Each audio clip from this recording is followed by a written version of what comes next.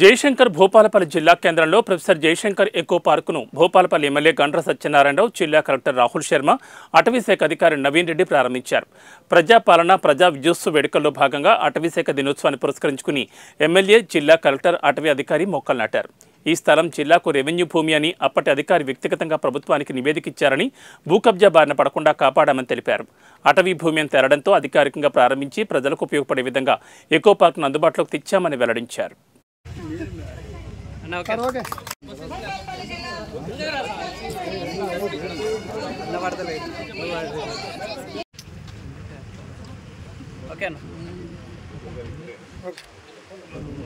మధ్యలో జరగండి జరగండి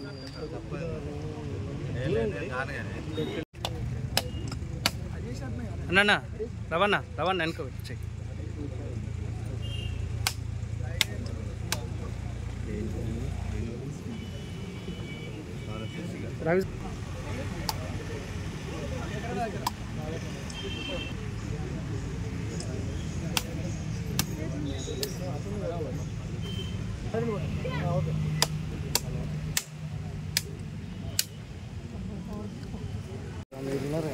ప్లీజ్ అరే